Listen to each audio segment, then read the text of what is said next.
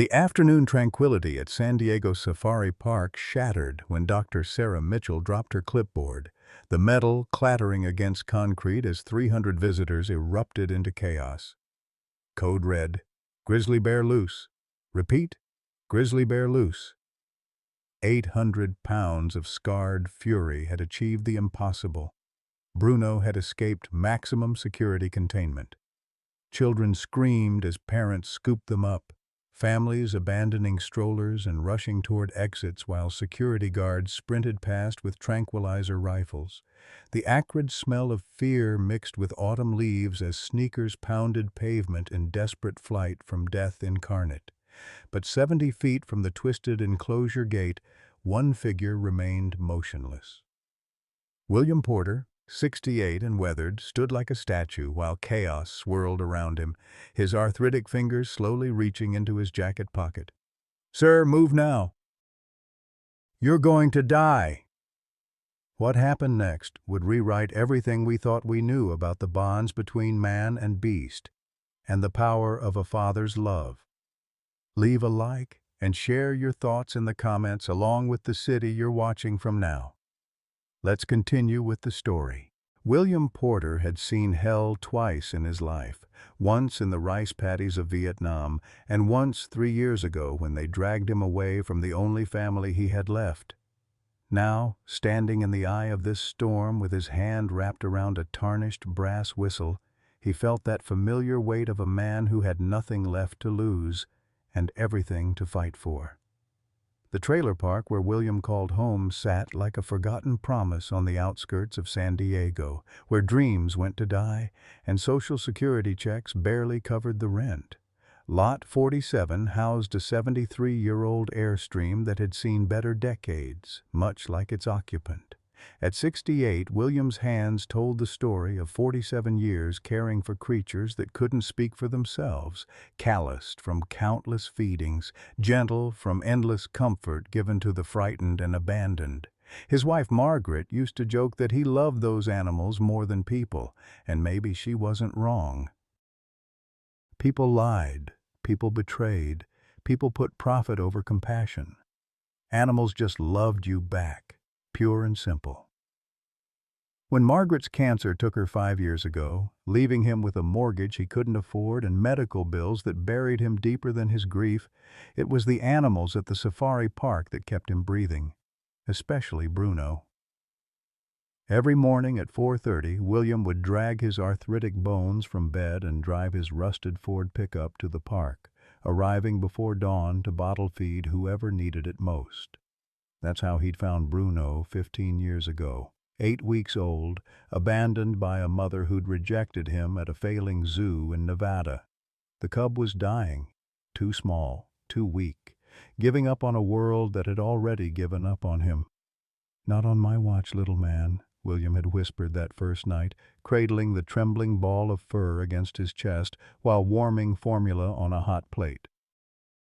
For 18 months, he'd been father, mother, teacher, and protector to a bear who learned to trust the sound of his footsteps, the rhythm of his voice, the gentle strength of his hands. Bruno grew into 800 pounds of muscle and intelligence, but to William, he remained that frightened cub who used to fall asleep listening to the evening news. Every afternoon, same routine. William would sit against the enclosure fence reading his newspaper aloud while Bruno dozed contentedly nearby, massive head resting against the chain link where William's hand could reach through and scratch behind those satellite dish ears. Then came Dr. Marcus Harrison, MBA from UC San Diego, hired to modernize operations and maximize revenue streams. Within 6 months, half the senior staff was gone, replaced by younger, cheaper workers who saw animals as inventory rather than individuals. The breaking point came on a Tuesday morning when William discovered fresh lash marks across Bruno's hindquarters and a new trainer named Jake Morrison standing over the cowering bear with an electric cattle prod. That confrontation cost William everything: his job, his purpose, his daily connection to the son he'd raised from nothing. But standing here now, watching Bruno emerge from the chaos like a nightmare made flesh, William realized some bonds run deeper than employment contracts. Some love transcends betrayal. Some fathers never stop being fathers, no matter how far they fall. The maintenance alert should have been routine, a simple software update to the electronic lock system that kept San Diego's most dangerous predators safely contained. Jimmy Rodriguez, 23 and 6 months into his first real job, thought he was following protocol when he initiated the system reboot at 2:15 p.m. What he didn't know was that Dr. Marcus Harrison had been cutting corners on security updates for 18 months, pocketing the maintenance budget to cover his mounting debts. The locks clicked open for exactly 47 seconds during the reset cycle. For most animals, that brief window meant nothing. But Bruno had been watching, learning, waiting. 3 years of abuse had sharpened his intelligence into something approaching cunning. When that electronic hum fell silent, 800 pounds of traumatized grizzly bear understood that freedom lay just beyond a door that was no longer locked. The first scream came from Jenny Martinez, a second-grade teacher chaperoning 30 kids on what was supposed to be an educational adventure. She'd been pointing out the sleeping giant to her students when the giant stood up, shouldered against the enclosure door, and walked into their world. The sound that tore from her throat wasn't quite human. Pure terror, given voice as childhood nightmares became flesh and fur and very real claws. "Run!" The word echoed across the pavilion as 300 visitors transformed from curious observers into a panicked herd. Parents scooped up children, elderly couples abandoned walkers and canes, teenagers trampled flower beds in their desperate flight toward the parking lot. The autumn air filled with screams, crying, and the thunderous sound of sneakers against concrete as civilization's thin veneer cracked open. But Bruno wasn't chasing anyone. The massive bear emerged from his prison and stopped, tilting his head in that distinctive way that had once melted William Porter's heart 15 years ago. His golden brown eyes, clouded now with pain and confusion, scanned the chaos around him with something approaching bewilderment. This wasn't aggression. This was a lost child looking for something familiar in a world that had forgotten how to be kind. The scars told his story better than any incident report. The deep gash across the left side of his face, barely healed, spoke of cattle prods and cruel hands. Fresh wounds on his shoulders marked the places where electric shocks had corrected behaviors that were nothing more than natural bear instincts. His magnificent coat, once glossy and thick, now showed patches where stress and malnutrition had taken their toll. Security Supervisor Marcus Johnson, no relation to the disgraced director, arrived with a tranquilizer rifle, his hands shaking so badly he could barely hold the weapon. 23 years on the job, and he'd never faced anything like this. The protocols were clear. Neutralize the threat, protect the public, ask questions later. But looking at Bruno now, seeing the confusion rather than rage in those ancient eyes, Marcus hesitated. "Jesus Christ," he whispered into his radio. "This isn't a rampage. This bear isn't attacking anyone. He's just walking." And Bruno was walking, with purpose, with direction, as if some internal compass was drawing him toward a specific destination. His massive paws, each the size of dinner plates, carried him past abandoned picnic tables and overturned strollers. He moved with the deliberate gait of an animal following a scent trail, though what scent could possibly guide him through this concrete jungle remained a mystery. Dorothy Mae Collins had been restocking gift shop inventory when the alarms began wailing. At 73, she'd survived enough chaos in her life to know when to run and when to stand still. But something about this particular emergency felt different, personal. Through the gift shop's reinforced windows, she watched the evacuation unfold and felt a cold recognition settle in her chest. She'd been volunteering here for 3 years, long enough to know the stories, the whispered gossip among the older staff members, long enough to remember the legend of William Porter, the keeper who'd raised half these animals from babies before Dr. Harrison's corporate efficiency drove him away. Long enough to piece together the timeline of Bruno's decline from the gentle giant who once played peekaboo with children to the scarred, traumatized creature stumbling through his first taste of freedom in years. Her weathered hands found her cell phone, and with fingers that had taught cursive to 3 generations of students, she began to dial a number she'd memorized but never had the courage to use. William Porter, Lot 47, Sunset Vista Trailer Park. The man whose heartbreak had become Safari Park legend, whose forced departure had marked the beginning of everything going wrong. Because Dorothy Mae Collins had spent 40 years recognizing patterns, and this pattern was as clear as morning light. Bruno wasn't escaping from something. He was walking toward something. Someone. And if her suspicions were correct, that someone was about to make a choice that would either save them all or destroy what little remained of both their broken hearts. The phone rang once, twice. "William, it's Dorothy from the park. You need to get here, now." William Porter was stocking lumber at Home Depot when Dorothy's call came through, her voice tight with an urgency that cut through 15 years of careful emotional distance. "William, it's Dorothy from the park. You need to get here. Now."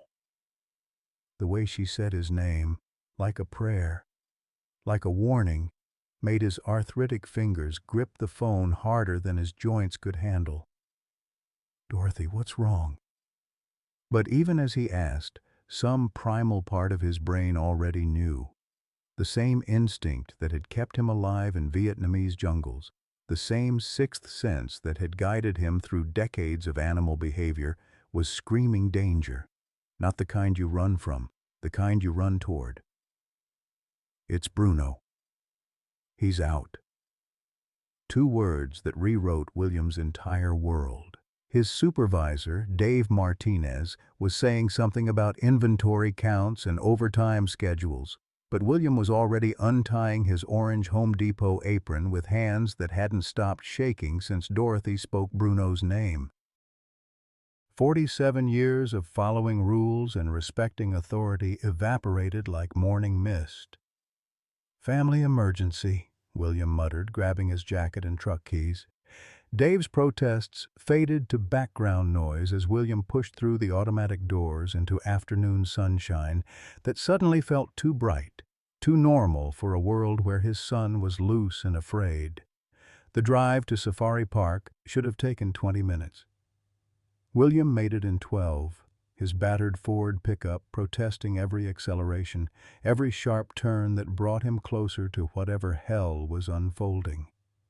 Through his windshield, he could see the chaos from 6 blocks away. Police cars, ambulances, news vans already circling like vultures around fresh tragedy. The sight made his chest tighten with a familiar panic, the same feeling he'd had watching helicopters evacuate wounded soldiers, knowing some wouldn't make it home. But this wasn't Vietnam.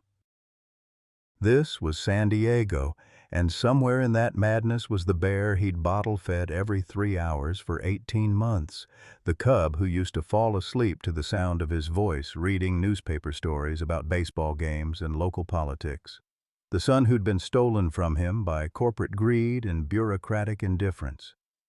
William parked across from the main entrance, his truck joining a growing line of emergency vehicles that painted the afternoon red and blue with their flashing lights.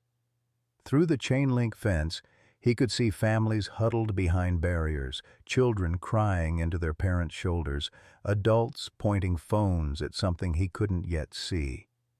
The air tasted of fear and October leaves, sharp with the kind of electricity that comes before storms.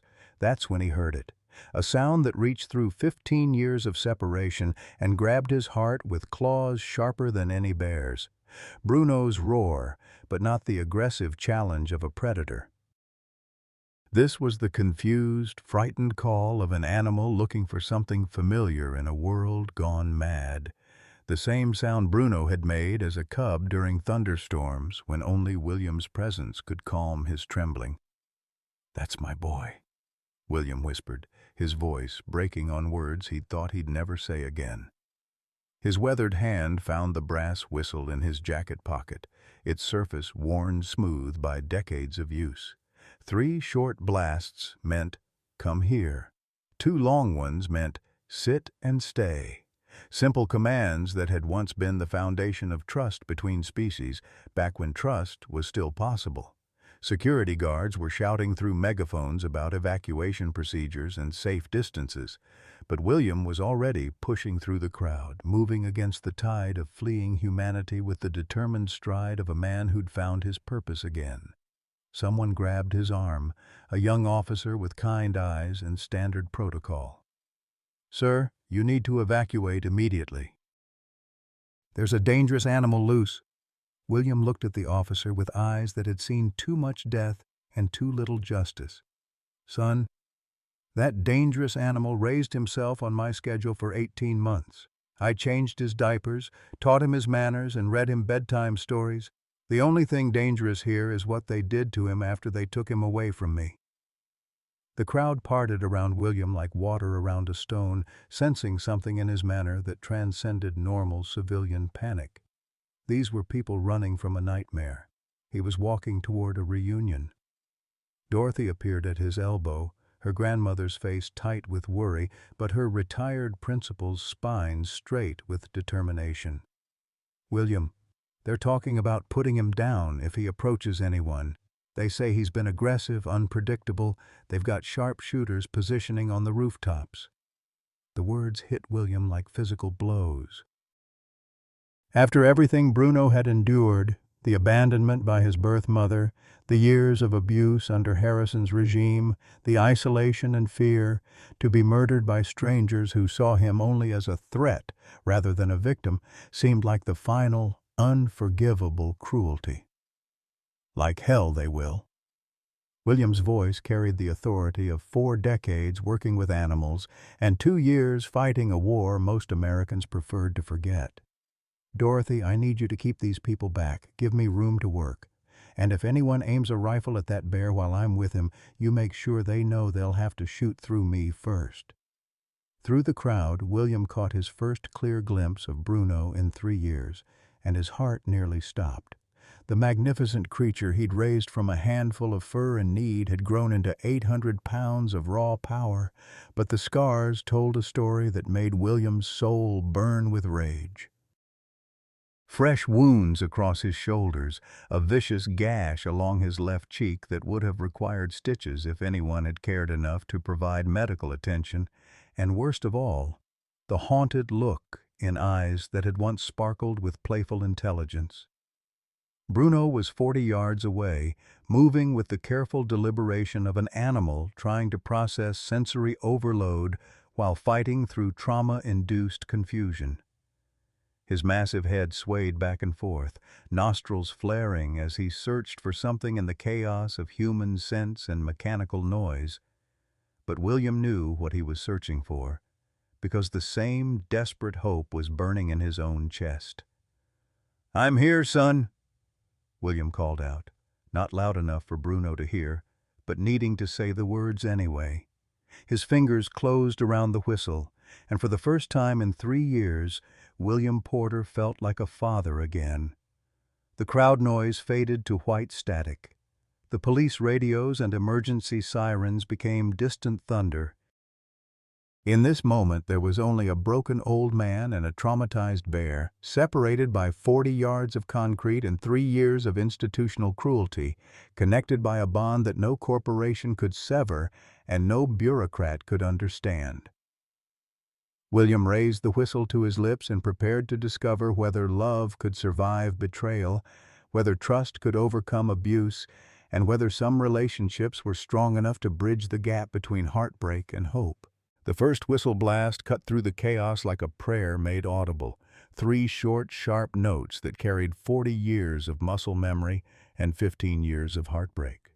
William's arthritic fingers pressed the brass to his lips with the reverence of a man handling a sacred relic, because in every way that mattered, that's exactly what it was. The sound pierced the afternoon air, rising above sirens and screams to reach the only ears that truly mattered.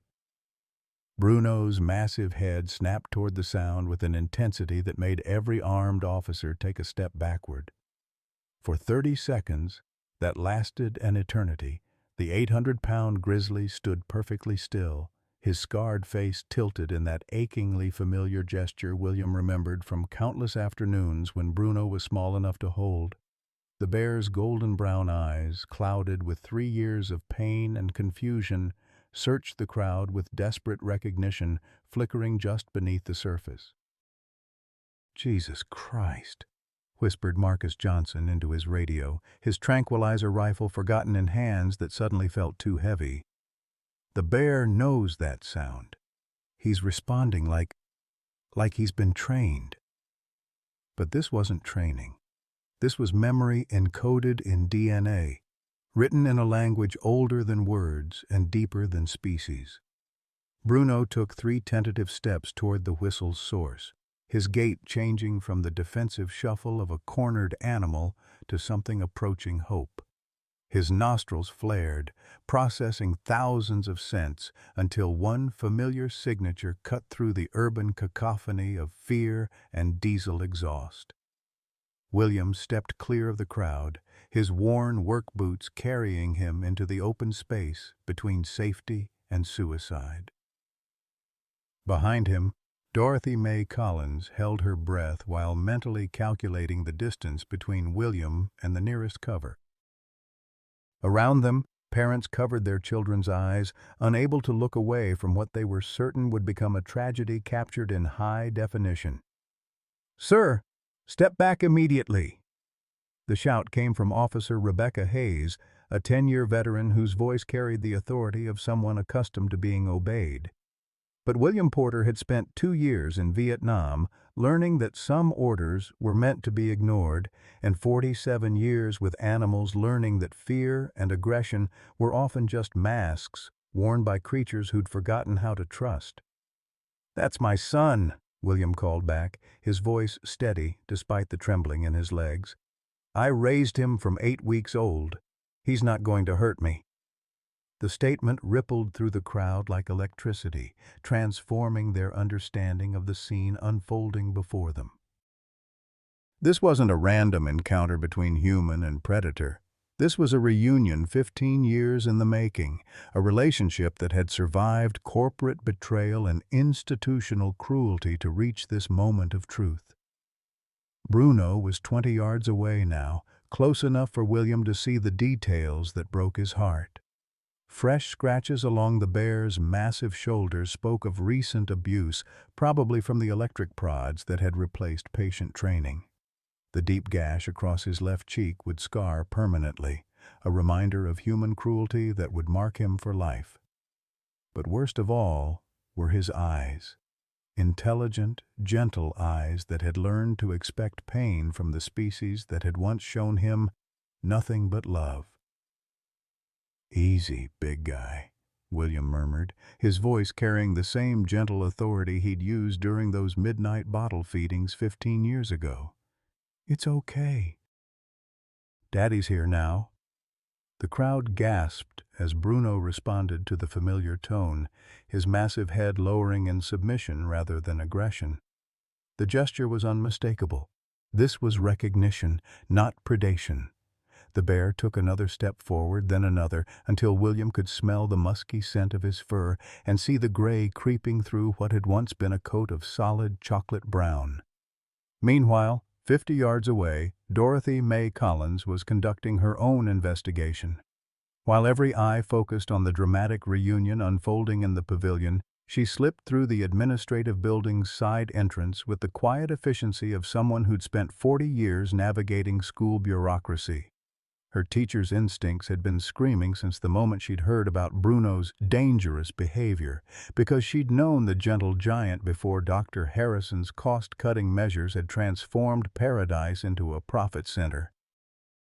The director's office door stood ajar, abandoned in the chaos of evacuation. Dorothy's weathered fingers, steady from decades of grading papers and wiping tears, quickly accessed Harrison's computer. Years of dealing with lying students and bureaucratic cover-ups had taught her where to look for hidden truth, and what she found made her blood run cold. Email correspondence with something called Blackwater Entertainment filled the screen, detailing financial arrangements that had nothing to do with animal welfare and everything to do with illegal exotic animal trafficking. Bruno wasn't just being abused. He was being conditioned for sale to underground fighting rings, his natural gentleness systematically destroyed to create a more marketable product. The contracts were specific and horrifying. $75,000 for one mature male grizzly bear, delivery within 60 days, temperament certification required to ensure the animal would provide adequate entertainment value. Photos of other safari park animals bore red "sold" stamps, their fate sealed by corporate greed disguised as fiscal responsibility. But the discovery that made Dorothy's retired principal heart pound with rage was buried in Harrison's personal files, insurance claims for animals that had supposedly died of natural causes when the emails revealed they'd been sold alive to the highest bidders. The safari park hadn't just been cutting costs. It had been operating as a front for one of California's largest illegal animal trafficking operations. Back in the pavilion, William had closed the distance to 10 feet, close enough to see the confusion warring with recognition in Bruno's ancient eyes. The bear's breathing had changed from the shallow pants of stress to something deeper, more settled. His massive paws, each equipped with claws that could shred steel, remained relaxed at his sides. "I know, buddy," William whispered, his voice breaking with 3 years of suppressed grief. "I know they hurt you. I know you've been scared and alone. But I never stopped thinking about you, not for one single day. Every morning when I woke up, every night before I went to sleep, I wondered if you remembered me." Bruno's response was a sound that none of the witnesses would ever forget, a deep, rumbling vocalization that was part growl, part purr, and entirely heartbreaking. It was the same sound he'd made as a cub when William would scratch behind his ears during those lazy afternoon reading sessions, when the world was simple and trust came naturally. The crowd fell silent, recognizing they were witnessing something unprecedented. Cell phones captured every moment as an 800-pound apex predator lowered himself to the ground in complete submission, assuming the exact position he'd learned as a cub when he wanted attention from his human father. William approached slowly, each step measured against 15 years of separation and 3 years of systematic abuse. His weathered hand extended palm up in the universal gesture of peace, the same way he'd offered countless treats and gentle touches back when Bruno fit in his lap instead of dwarfing grown men. "May I?" William asked, as if Bruno could understand the politeness behind the question. But perhaps he could, because the massive bear tilted his head and huffed softly, the same sound he'd made as a cub when he wanted belly rubs. William's hand made contact with Bruno's fur, and both man and bear seemed to exhale years of held breath. The texture was wrong, coarser than it should have been, showing the effects of stress and poor nutrition, but underneath was the same warmth William remembered from those endless nights when an orphaned cub had needed constant comfort to survive. "There's my boy," William murmured, his voice thick with tears he hadn't allowed himself to shed for 3 years. "There's my sweet, brave boy who grew up to be magnificent despite everything they did to you." Bruno's response was to rest his massive head against William's chest, exactly as he had 15 years ago when the world was smaller and kindness wasn't rationed by corporate efficiency experts. The gesture sent a ripple of amazement through the crowd, because this wasn't the behavior of a dangerous predator. This was a son coming home to his father. But their reunion was interrupted by the sound of expensive shoes on concrete. "Doctor." Marcus Harrison had arrived with his own security detail, his face flushed with the kind of panic that comes from watching carefully constructed lies crumble in real time. In his hands was a high-powered tranquilizer rifle, and his expression carried the desperation of a man with everything to lose. "Everyone stay back!" Harrison shouted, his voice cracking with barely controlled hysteria. "This animal is extremely dangerous. He's been exhibiting aggressive behaviors for months." William looked up from where he sat beside Bruno, his eyes reflecting the kind of quiet fury that comes from watching the innocent suffer at the hands of the corrupt. "The only dangerous thing here, Marcus, is your complete lack of human decency." The confrontation that would reshape everything was about to begin. The tranquilizer rifle trembled in Dr. Marcus Harrison's manicured hands as he approached the scene that threatened to destroy everything he'd built on lies and buried bodies.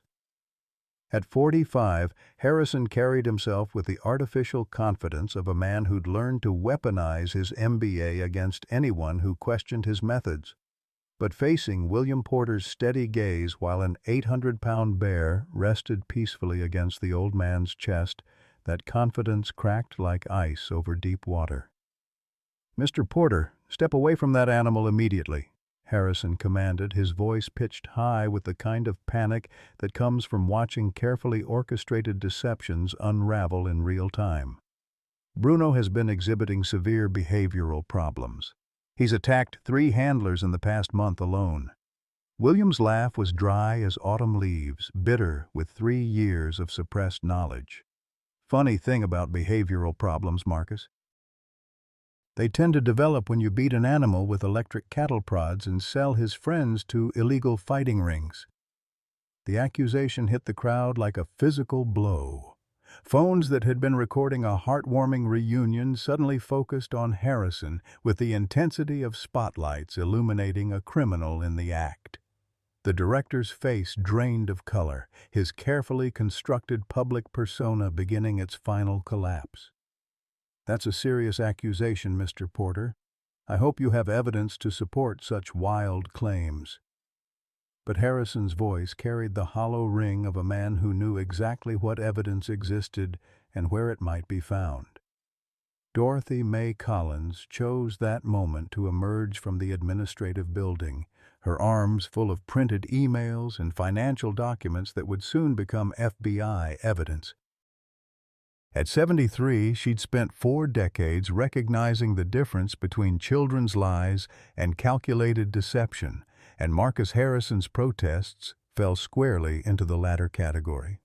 "Oh, we have evidence," Dorothy announced, her retired principal's voice carrying across the pavilion with classroom authority that brooked no argument. Contracts with Blackwater Entertainment, insurance fraud documents, and email correspondence detailing the sale of 17 safari park animals to underground fighting operations. The crowd's murmur turned ugly as the implications sank in.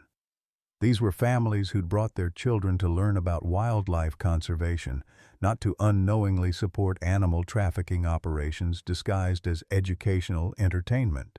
Parents who'd paid admission fees to fund systematic abuse of creatures their kids had grown to love through school field trips and birthday parties. Harrison's security detail, 2 men who'd been hired more for their willingness to ignore inconvenient questions than their actual qualifications, shifted uncomfortably as they realized their employer's careful mythology was dissolving into federal crimes. The taller one, a former mall cop named Rodriguez, took several steps backward, suddenly remembering urgent business elsewhere. "You don't understand the financial pressures we've been under," Harrison pleaded, his desperation transforming from anger into something approaching confession. The board was threatening to close the entire facility. Hundreds of jobs, thousands of animals, all gone unless we found alternative revenue streams. William's response came from a place deeper than anger. The quiet fury of a man who'd watched innocents suffer at the hands of cowardice disguised as pragmatism. "So you tortured my son and sold his friends to make your budget numbers look pretty." Bruno, sensing the tension in William's voice, raised his massive head and looked directly at Harrison with eyes that had learned to recognize the scent of cruelty. The bear's low growl wasn't aggressive. It was the sound of an animal identifying a threat to his family, the same protective instinct that had once made him such a gentle giant with children and such a fierce guardian when circumstances required. "He remembers you," William observed, his hand gently stroking Bruno's scarred fur. "Animals have better memories for pain than we give them credit for. They also have better memories for kindness, which is why he's sitting here with me instead of running scared." The observation struck Harrison like a physical blow because it highlighted the fundamental difference between his corporate approach and William's lifetime of genuine care. Where Harrison saw inventory to be managed for maximum profit, William had always seen individuals deserving of respect and love. The contrast was becoming painfully obvious to everyone present. FBI agent Sarah Chen arrived with the kind of quiet efficiency that comes from years of investigating federal crimes that hide behind respectable facades. At 38, she'd built her career dismantling operations that exploited the vulnerable: human trafficking, child pornography, elder abuse. Animal trafficking might have been outside her usual purview, but institutional cruelty wearing a mask of legitimacy was territory she knew intimately. "Dr. Harrison?" Agent Chen's voice carried the polite authority of someone who'd learned to read guilt in facial expressions and body language. "We need to discuss some financial irregularities that have come to our attention." The federal presence transformed the atmosphere from local drama to criminal investigation.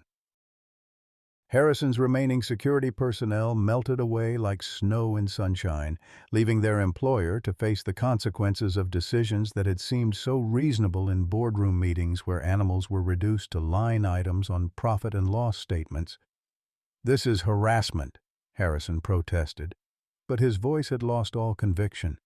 "I've done nothing but try to save this institution from financial ruin." By selling protected wildlife to illegal gambling operations? Agent Chen's question was accompanied by a manila folder thick with evidence Dorothy had compiled during her covert investigation. "We've been tracking Blackwater Entertainment for 18 months. Your cooperation just helped us connect the dots." The crowd was growing as word spread through social media about the confrontation unfolding at Safari Park. Local news crews arrived to find a story that was evolving from animal escape to federal corruption investigation, with a heartwarming reunion at its center that was already going viral across multiple platforms. William, still seated beside Bruno, with one weathered hand resting on the bear's massive shoulder, watched Harrison's world collapse with the quiet satisfaction of a man who'd waited 3 years for justice. But his focus remained on Bruno, who was showing signs of stress as the crowd noise and tension increased around them. "Easy, son," William murmured, his voice pitched for Bruno's ears alone. "I know it's scary with all these people and noise, but nobody's going to hurt you anymore. Daddy's got you now." Bruno's response was to shift closer to William, seeking comfort in the familiar presence that represented safety in a world that had taught him to expect pain from human contact. The gesture was captured by dozens of cameras, creating an image that would later become the centerpiece of congressional hearings on animal welfare in American zoos. But the emotional reunion was interrupted by Harrison's final, desperate gambit. Raising the tranquilizer rifle with shaking hands, he aimed directly at Bruno while backing away from the approaching FBI agent. "Nobody move!" he shouted, his voice cracking with desperation. "This animal is dangerous. I'm protecting the public." The lie hung in the air like smoke from a house fire, transparent to everyone who'd witnessed Bruno's gentle behavior with William. But a tranquilizer rifle in unstable hands represented real danger, regardless of the motives behind it. William rose slowly to his feet, positioning himself between Harrison and Bruno with the deliberate courage of a man who'd found his purpose again after 3 years of meaningless existence. At 68, with arthritis in his joints and a heart that had been broken too many times, he should have been the one seeking protection. Instead, he became a human shield for the son he'd never stopped loving. "Marcus, you've hurt him enough," William said, his voice carrying the authority of 4 decades working with dangerous animals and 2 years surviving a war most Americans preferred to forget. "You want to shoot someone? Shoot me. But you're not touching my boy ever again." The standoff crystallized everything wrong with a system that reduced living beings to profit margins and quarterly reports. On one side stood genuine love and protection, embodied by an elderly man willing to die for a creature that couldn't speak for itself. On the other stood institutional corruption, represented by a desperate administrator whose greed had corrupted everything it touched. Bruno, sensing the threat to William, rose to his full height, 800 pounds of muscle and protective instinct that had been shaped by love rather than fear. His low growl carried a message that transcended species barriers. "This man is mine, and I will protect him." The image burned itself into every witness's memory, an aging Vietnam veteran standing protectively in front of a scarred grizzly bear, both of them facing down a rifle held by the man who'd profited from their suffering. It was David and Goliath with claws and fur, a story that would reshape public understanding of the bonds between humans and animals.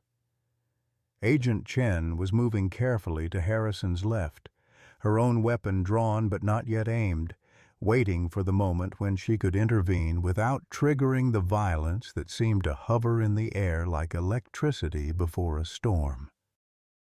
The moment that would define all their futures was approaching with the inevitability of sunset, and everyone present could feel its weight. The tranquilizer dart meant for Bruno caught William Porter square in the shoulder, the chemical cocktail designed to drop an 800-pound bear flooding through the bloodstream of a 160-pound man whose heart had already endured more stress than any 70-year-old should survive. The impact spun him sideways, his weathered hands clawing at air as he collapsed against Bruno's massive flank, consciousness draining away like water through broken stone. "William!" Dorothy's scream tore through the afternoon air as she watched the only man who'd ever made her believe in second chances crumple to the concrete. At 73, she'd buried a husband, outlived most of her friends, and spent 5 years learning that loneliness could be a kind of death in itself. But losing William, brilliant, stubborn, heartbroken William who'd taught her that courage sometimes wore work boots and carried brass whistles, felt like watching hope itself die in front of 300 witnesses. Bruno's roar shattered windows and buildings 50 yards away, a sound of pure anguish that seemed to rise from some primal place where love and loss lived in the same heartbeat.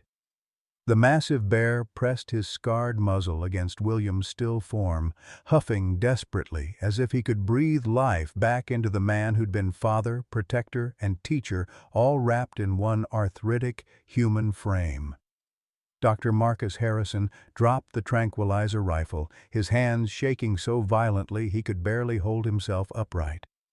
"It was an accident," he whispered. But his voice carried no conviction, only the hollow echo of a man watching his last desperate gamble transform into manslaughter. "The bear moved. I was trying to protect everyone." The lie crumbled even as he spoke it because 30 different camera phones had captured the moment when Harrison deliberately aimed at the human target rather than the animal one.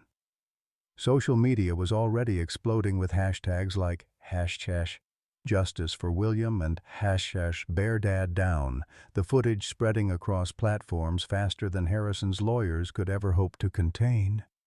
Agent Sarah Chen was on her radio, calling for paramedics while keeping her weapon trained on Harrison, her voice tight with professional control that barely masked personal fury. 20 years in federal law enforcement had shown her every variation of human cruelty, but watching an elderly man shot down while protecting an abused animal struck something deeper than professional outrage. "We need EMTs now!" she barked into the radio. Elderly male, tranquilizer overdose, unconscious, and not responding. But even as she called for help, part of her wondered if it was already too late. The chemical cocktail designed for bears wasn't meant for human physiology, especially not the fragile constitution of a man whose body had already been worn down by decades of hard work and recent heartbreak. Bruno refused to leave William's side. His massive body curved protectively around the unconscious man like a living fortress. When the paramedics arrived, the bear's low growling made it clear that anyone approaching his father would have to go through 800 pounds of grief-fueled protective instinct first. "We can't get to him," paramedic Jennifer Walsh called to Agent Chen. "That bear won't let us near." Dorothy Mae Collins stepped forward, her teacher's intuition recognizing what the professionals had missed. "He's not being aggressive," she said, her voice steady despite the tears streaming down her weathered cheeks. "He's protecting William the only way he knows how. Bruno thinks we're all threats now." The crowd had grown to nearly 1,000 people, drawn by social media alerts and local news coverage that was already going national.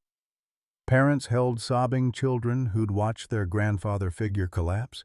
Teenagers live-streamed the tragedy to audiences around the world, and elderly visitors saw their own mortality reflected in William's still form. But it was the bears who understood first. From their enclosures throughout the park, the other grizzlies began a chorus of mournful calls that spoke to something deeper than species boundaries. They were mourning not just William's condition, but the loss of the last human who'd treated them as individuals rather than attractions. Harrison was babbling now, his corporate composure completely shattered. "You don't understand the pressure I was under. The board, the creditors, my ex-wife's lawyers. Bruno was worth $75,000 to Blackwater, enough to cover the quarterly deficit and buy me time to find other solutions." His confession rolled out like a toxic spill, contaminating everything it touched. 17 animals sold over 3 years, insurance fraud totaling over $200,000, systematic abuse designed to make gentle creatures more marketable to underground fighting operations. Each revelation made the crowd angrier, their sympathy for William transforming into rage against the system that had destroyed him.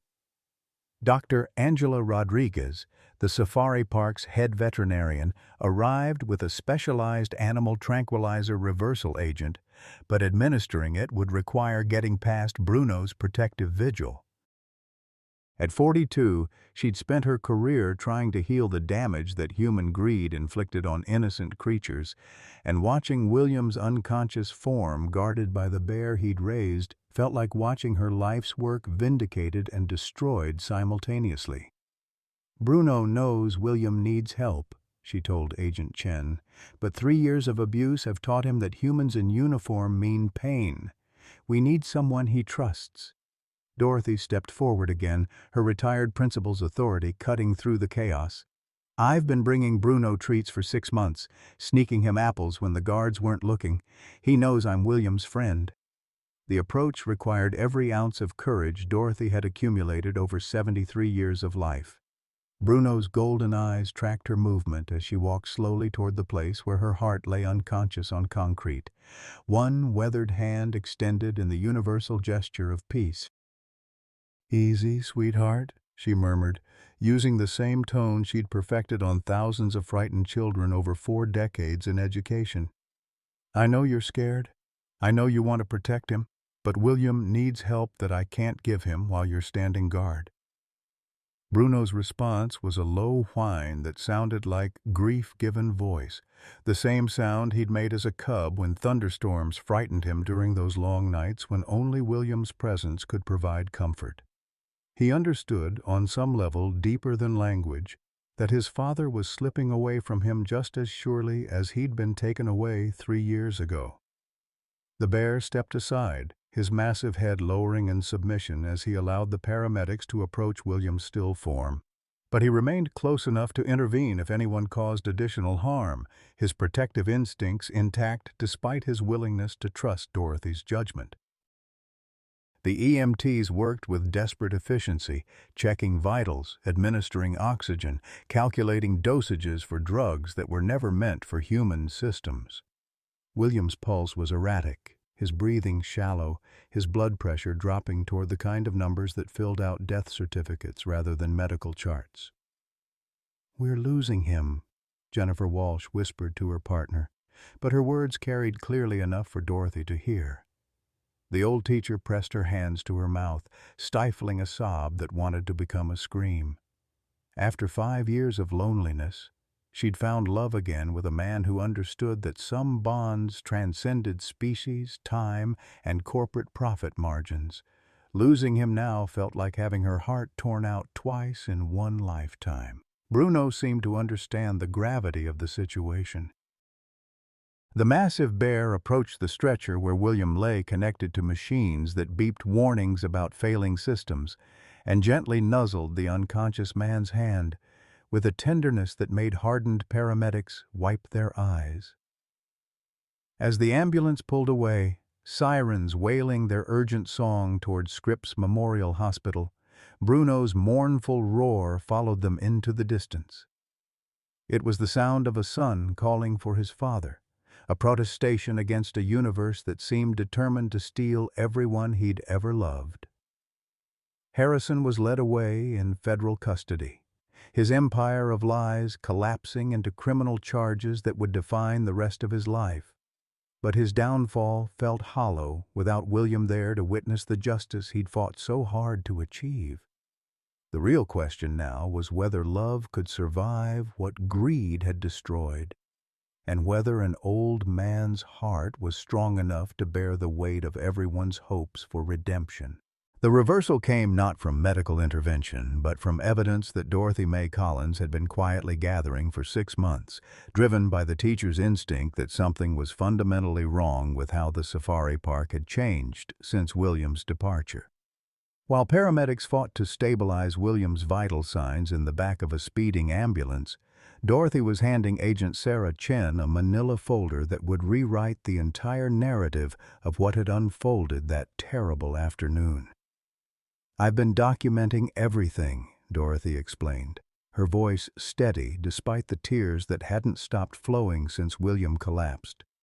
Bruno's behavioral changes, the suspicious accidents that claimed other animals, Harrison's financial irregularities. William wasn't the problem. He was the solution they couldn't afford to keep. The evidence was damning in its thoroughness. Veterinary records showing unexplained injuries on multiple animals, all occurring after William's departure.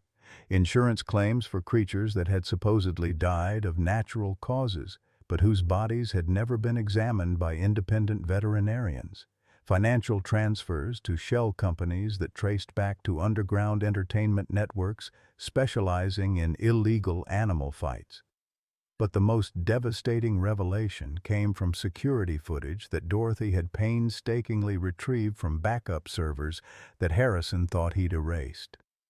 The videos showed Jake Morrison, Harrison's nephew and hand-picked replacement for William, systematically abusing Bruno and other animals with electric prods, metal pipes, and chemical restraints that had no place in legitimate animal care. "Look at the timestamp," Dorothy pointed to the corner of one particularly horrific video showing Morrison striking Bruno across the face with a steel rod, creating the distinctive scar that marked the bear's left cheek. This was taken 2 weeks after Harrison testified to the board that Bruno had become naturally aggressive and required enhanced containment protocols. Agent Chen felt her professional composure crack as she watched footage that revealed the truth behind Bruno's transformation from gentle giant to traumatized survivor. They were conditioning him, she realized, her voice tight with controlled fury, breaking him down systematically to make him more valuable to buyers who wanted aggressive animals for fighting. The implications cascaded like dominoes falling in slow motion. Bruno hadn't escaped because he was dangerous. He'd escaped because some primitive part of his brain had recognized William's scent in the crowd and overwhelmed 3 years of systematic brutalization with 15 years of remembered love. The reunion hadn't been chance. It had been a son desperately seeking his father in a world that had taught him to trust no one else. Meanwhile, at Scripps Memorial Hospital, Dr. Amanda Foster was fighting to save a man whose body was shutting down from chemicals never meant for human physiology. At 51, she'd seen her share of overdoses and poisonings, but tranquilizer drugs designed for 800-pound bears presented challenges that medical school had never covered. "His heart rate is all over the place," she told the trauma team working frantically around William's gurney. "The sedatives are interacting with his cardiac medications in ways we can't predict. We're essentially flying blind here." William's medical history painted a picture of a man who'd already pushed his body beyond reasonable limits. Vietnam service had left him with shrapnel near his spine and lungs damaged by Agent Orange exposure. 47 years of physical labor had worn down joints and compressed vertebrae until chronic pain was his constant companion. His wife's cancer battle had introduced stress-related hypertension and irregular heartbeat patterns that required daily medication to manage. Now, at 68, his system was trying to process chemicals that would have challenged a healthy man half his age. The monitors surrounding his bed painted an electronic symphony of distress, irregular heartbeats, dropping blood pressure, brain activity that flickered between consciousness and something approaching coma. Dorothy arrived at the hospital, still clutching the evidence folder, her teacher's practical nature warring with the grandmother's heart that was breaking, watching machines breathe for the first man who'd made her believe in love after loss. She'd driven her sensible Honda Civic 90 miles per hour through San Diego traffic, running red lights and ignoring speed limits with the reckless determination of someone who'd already lost too much to lose anything more. "How is he?" she asked Dr. Foster, her voice carrying the authority of someone accustomed to demanding honest answers from people who preferred comfortable lies. "Critical but stable," Dr. Foster replied, choosing her words carefully. "The next 12 hours will tell us whether his body can process these chemicals without permanent damage. He's fighting, which is encouraging, but at his age and with his medical history." The sentence didn't need finishing. Dorothy had buried one husband and watched too many friends fade away in hospital rooms that smelled of disinfectant and broken dreams. She understood the delicate dance between hope and preparation that defined medical crises in elderly patients. But William Porter had never been conventional in his approach to impossible situations. As Dorothy sat beside his bed, holding a hand that had bottle-fed orphaned cubs and gentled traumatized animals for nearly 5 decades, the monitors began showing subtle improvements. His heart rate stabilized into something approaching normal rhythm. His blood pressure crept upward from the dangerous lows that had terrified the medical staff. "Talk to him," Dr. Foster suggested, noting the correlation between Dorothy's presence and William's improving vitals. Even unconscious, patients often respond to familiar voices. "Tell him about something that matters to him." Dorothy leaned closer to the bed, her voice dropping to the intimate whisper she'd once used for bedtime stories with grandchildren who lived too far away to visit often enough. "The FBI arrested Harrison," she began, watching the monitors for any sign that William could hear her. "They have all the evidence. The trafficking, the abuse, everything. Bruno's going to be safe, William. Your son is finally going to be safe." The improvement in his vital signs was immediate and unmistakable. Heart rate steadied, breathing deepened, and for the first time since the tranquilizer dart had found its mark, William's face relaxed from the tight mask of pain into something approaching peace. Back at Safari Park, the aftermath was unfolding like a crime scene investigation crossed with a media circus. FBI agents were processing evidence while news crews from around the world broadcast live updates about the case that was already being called the Bear Dad shooting. Social media had exploded with hashtag #JusticeFor William and hashtag #BearDadStrong hashtags, transforming a local tragedy into an international symbol of corruption versus compassion. Bruno remained in the pavilion where William had fallen, refusing food and responding to no one except Dorothy during her brief appearances.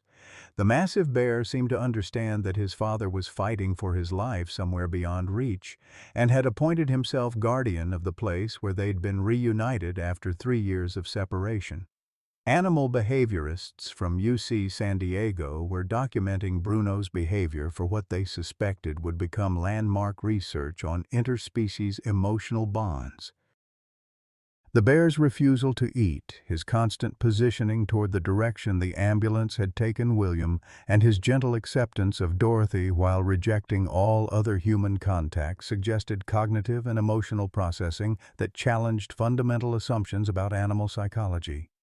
"He's grieving," observed Dr. Patricia Wells, a specialist in mammalian behavior who'd arrived to assess Bruno's condition. Not just reacting to stress or environmental changes, but actively mourning the loss of a specific individual who held primary importance in his social structure. This level of targeted emotional response is unprecedented in captive bear populations. The scientific implications were staggering, but they paled beside the human drama still unfolding in hospital rooms and federal courtrooms.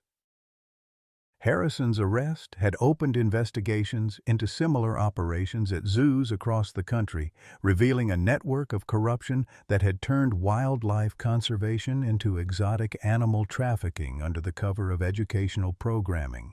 But for Dorothy, sitting beside William's hospital bed as machines monitored every heartbeat and breath, the larger implications mattered less than the simple question of whether the man she'd grown to love would survive to see justice done and his son safe. As evening settled over San Diego, painting the hospital windows in shades of gold that matched Bruno's fur, Dorothy made a promise to the unconscious man whose weathered hand she held in both of hers. "You come back to us, William Porter," she whispered. "Bruno needs his father, and this old teacher needs her second chance at happiness." "The story's not over yet, and I'll be damned if we're going to let it end with that bastard Harrison getting the last word." The monitors continued their electronic vigil, measuring heartbeats that carried the weight of everyone's hopes for redemption. William Porter's eyes opened on the third morning to find Dorothy Mae Collins asleep in the bedside chair, her weathered hand still holding his, despite 72 hours of vigil that had aged her face with worry lines that might never fully fade. The hospital room smelled of antiseptic and recycled air, but underneath those institutional odors, he caught the faint scent of the vanilla perfume Dorothy had worn since their first coffee together 6 months ago, back when loneliness was just something they both carried instead of something they shared. "Dorothy." His voice came out as barely more than a whisper, roughened by intubation tubes and days of chemical-induced silence. The sound was enough to wake her from the exhausted half-sleep that had sustained her through the worst crisis of either of their lives. Her eyes flew open, and for a moment William saw his own mortality reflected in her face, the knowledge that 73-year-old hearts weren't built to survive losing love twice in one lifetime. But then recognition flooded her features, followed by relief so profound it made her look 20 years younger. "William," she breathed, her teacher's composure cracking like ice over spring water. "Oh, thank God. Thank God, you stubborn old fool. I thought we'd lost you." The memories returned in fragments. Bruno's scarred face, Harrison's desperate lies, the sharp sting of the tranquilizer dart that had been meant for his son. William's arthritic fingers found the bandage on his shoulder, and the weight of what had happened settled over him like a familiar burden. "Bruno," he managed, the single word carrying 3 years of grief and 15 years of love. "Is he safe?" Dorothy interrupted, understanding immediately what he needed to hear. Harrison's in federal custody. The trafficking ring is shut down and Bruno hasn't left the pavilion where you fell. He's been waiting for you to come home." Dr. Amanda Foster entered the room carrying charts that documented William's remarkable recovery from what should have been a fatal overdose.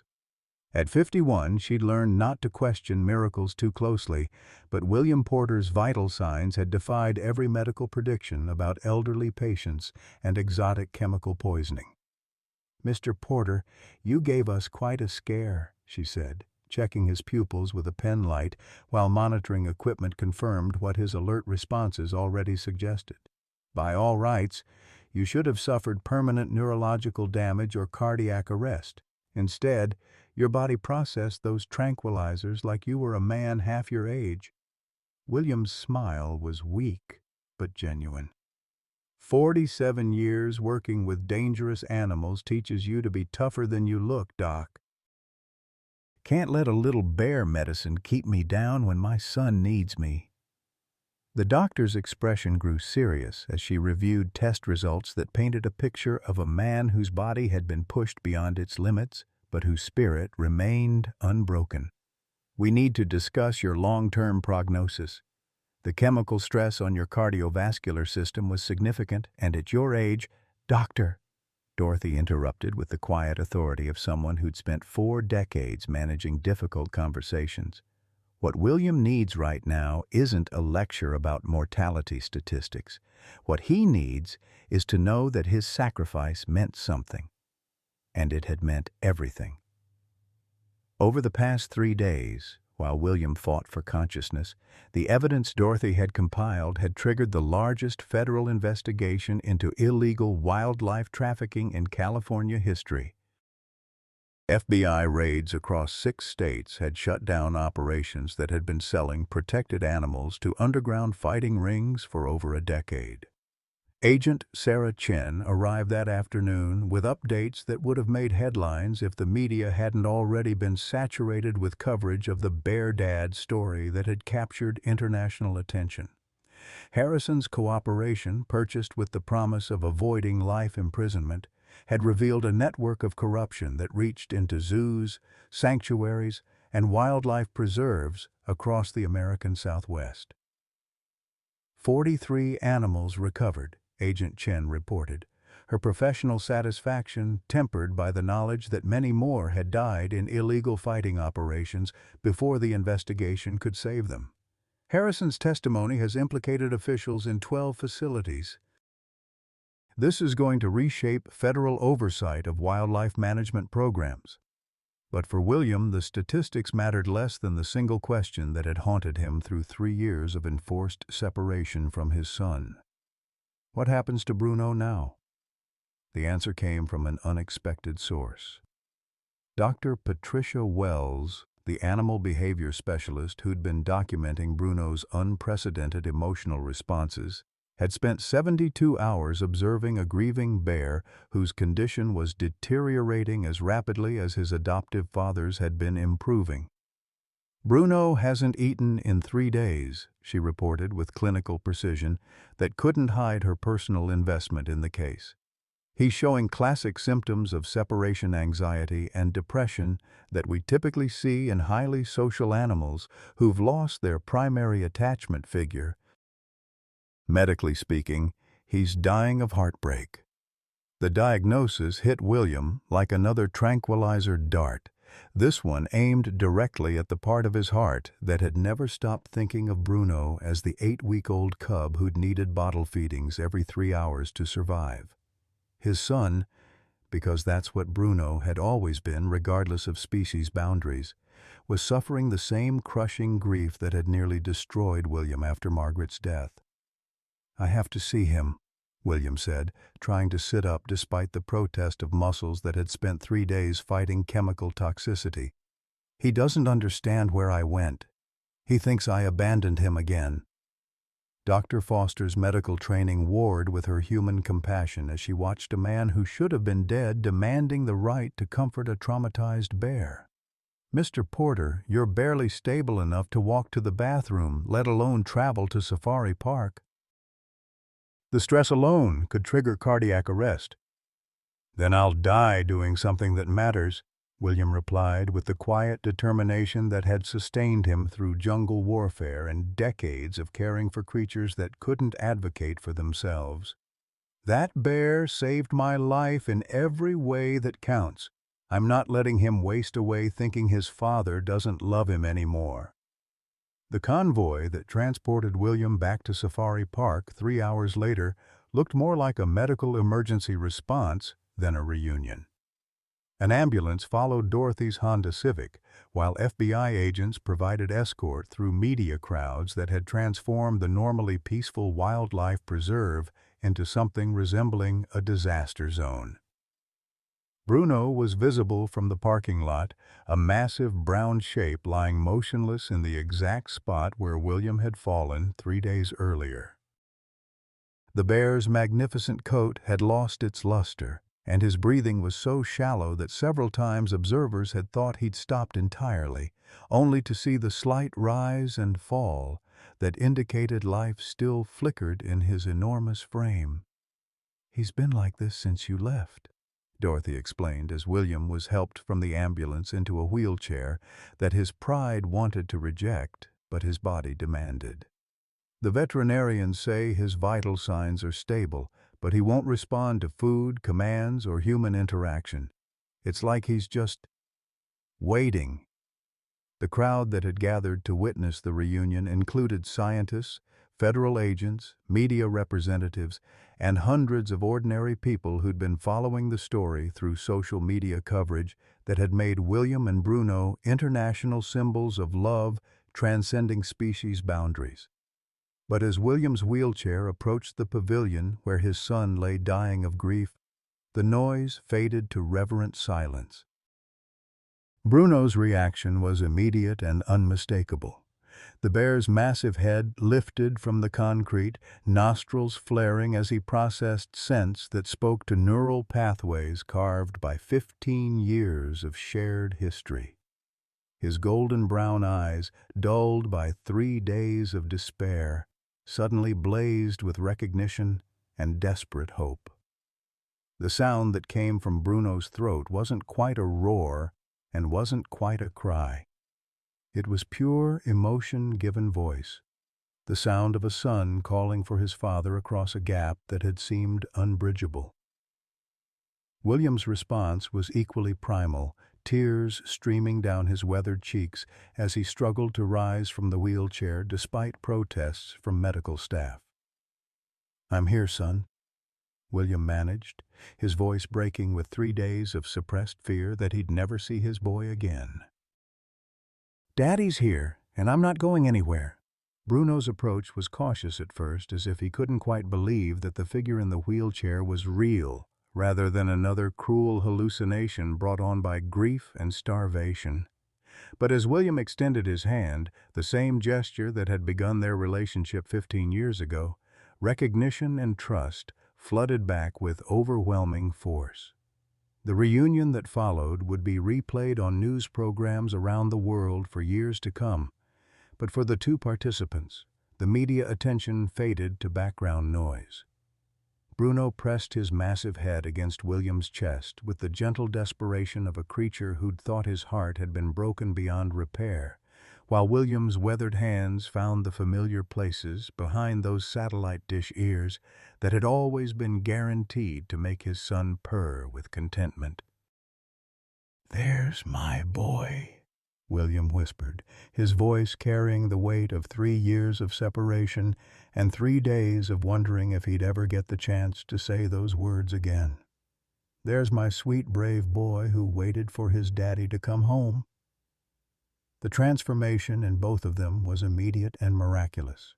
Bruno's breathing deepened and steadied, his coat seeming to regain its luster in real time as stress hormones gave way to the neurochemistry of profound relief. William's vital signs, monitored by nervous paramedics, actually improved as the emotional reunion triggered healing responses that medical science was still learning to understand. But the most important healing was yet to come. As news crews captured footage that would reshape public understanding of interspecies emotional bonds, William Porter began planning the next chapter of his life, one that would finally give his son the sanctuary and peace that corporate greed had stolen, and give himself the purpose that retirement had never been able to provide. The Bear Dad was back, and this time, no one was going to separate them ever again. 6 months later, William Porter stood at the edge of Montana's Glacier National Wildlife Sanctuary, watching Bruno roll contentedly in a patch of wildflowers that stretched toward mountains older than human memory. At 69, William had learned that some stories don't end. They just find better chapters to write themselves into. Chapters where love wins over, profit, and patience defeats institutional cruelty.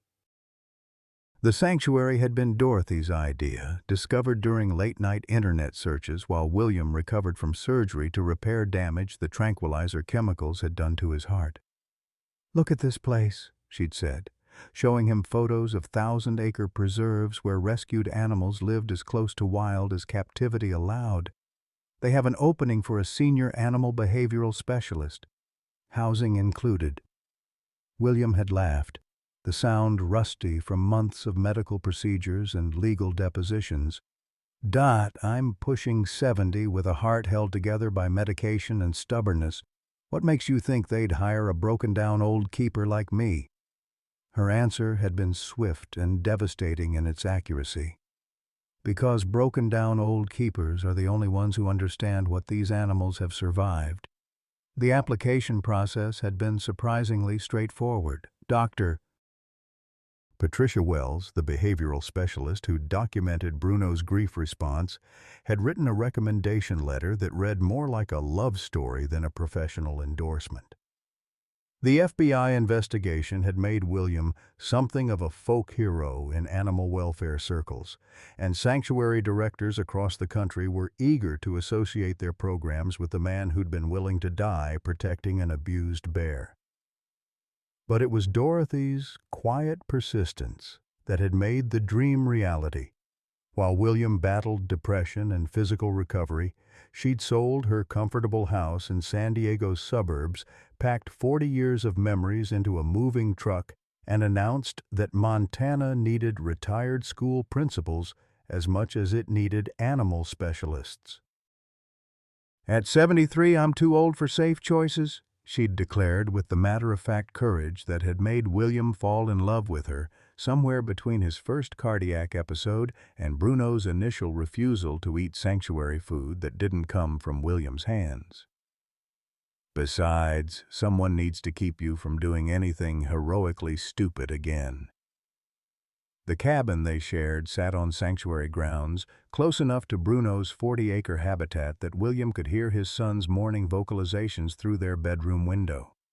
It was a sound that had replaced alarm clocks and anxiety medications, the daily confirmation that both of them had survived their respective hells and found something approaching peace on the other side. Bruno's transformation had been gradual but profound.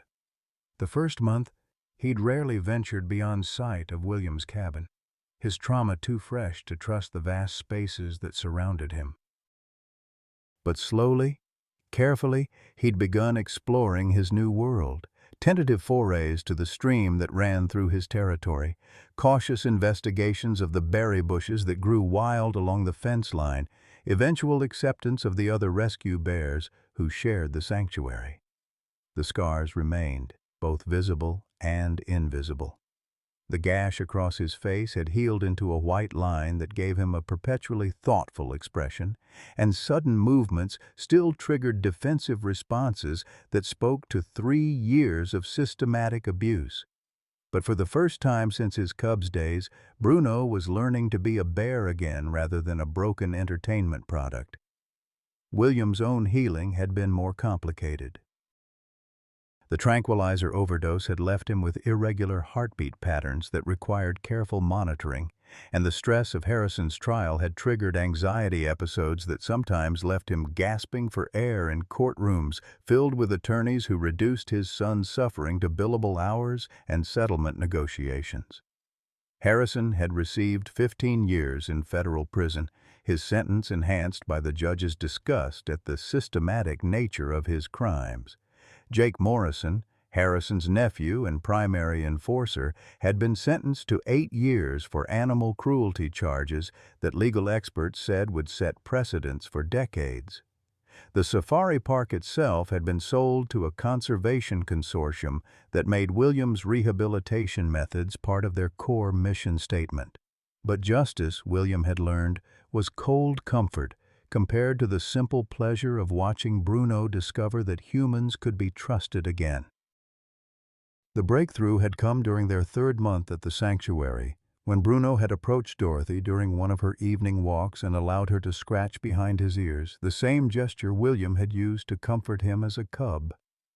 "He's adopting you," William had observed, watching his son accept affection from the woman who'd become the unexpected love of his autumn years. "Bears don't usually expand their trust circles, but you're family now." Dorothy's response had been characteristic in its practical wisdom. "Good. This old teacher always wanted a really big student." The sanctuary work had given William's life a purpose that retirement had never provided. His days were filled with behavioral assessments, feeding schedules, and the delicate process of rehabilitating animals whose trust in humans had been shattered by the same corporate greed that had destroyed Bruno's innocence. Each success story felt like a small victory against the forces that reduced living beings to profit margins and quarterly reports. Visitors came regularly now, drawn by media coverage that had made Bruno's story a symbol of redemption and resilience. Children pressed against observation barriers, watching the famous Bear Dad read afternoon newspapers, while his 800-pound son dozed contentedly nearby, the same ritual they'd shared 15 years ago, restored and sanctified by survival. "Tell us the story again, Mr. William," 10-year-old Sarah Chen had asked during her class's field trip the previous week. She was Agent Sarah Chen's daughter, part of the extended family that had grown around Bruno's story like wildflowers around water. William had smiled, settling into his folding chair, while Bruno assumed the position that had become their trademark, massive head resting against the old man's knee, while children listened with the attention usually reserved for fairy tales. "Once upon a time," William had begun, using the same words he'd used for every telling, "there was a little bear who lost his mama, and an old man who'd forgotten how to hope. They found each other when they both needed finding most, and they learned that love doesn't have expiration dates. Sometimes it just needs patience." The story always ended the same way, with Bruno's gentle huffing that sounded almost like laughter, and children applauding a happy ending that had required more courage than most adults could imagine. But for William, the real ending was still being written in daily moments of trust rebuilt and wounds healed by time and consistency. As evening settled over Montana's vast sky, painting the mountains in shades of gold that matched Bruno's coat, William felt Dorothy's hand slip into his while they watched their son patrol the territory that would be his home for the rest of his natural life. At 69 and 73 respectively, they'd found the kind of love that arrives late but burns steady, fueled by shared purpose and mutual recognition of second chances. "No regrets?" Dorothy asked, the question that had become their evening ritual. William considered the tiny cabin, his modest sanctuary salary, the mountain winters that would test arthritic joints and aging hearts. Then he looked at Bruno, magnificent and free, rolling in wildflowers under stars that had witnessed the entire unlikely journey from heartbreak to healing. "Just one," he admitted, squeezing her hand as Bruno's contented rumbling carried across the meadow. "I regret that it took us so long to get here." Some love stories, William Porter had learned, begin with endings. The end of loneliness, the end of cruelty, the end of believing that broken things can't be made whole again. But the best stories, the ones worth surviving for, understand that every ending is just another word for beginning. And in the growing darkness, with Dorothy beside him and Bruno safe in the sanctuary that love had built from the ashes of institutional greed, William Porter finally understood that some beginnings are worth waiting a lifetime to reach. Dear friends over 55, you've just witnessed something we all fear losing: purpose, love, and the fight for what's right. William Porter, at 68, lost everything that mattered: his life's work, his beloved son, Bruno, his sense of worth. Yet when the moment came to choose between safety and sacrifice, he stood firm. How many of us have felt discarded by systems that value profit over people, youth over experience? But William's story proves that our greatest chapters may be unwritten, our deepest love stories yet to begin. Sometimes the very experiences that break us, loss, betrayal, feeling invisible, prepare us to recognize the relationships that will save us. Dorothy found love at 73, William found purpose at 69, and Bruno found family again through sheer, stubborn hope. What dream have you put aside that might still be possible? What relationship in your life needs the same courage William showed? Please share your thoughts below. Your wisdom matters more than you know.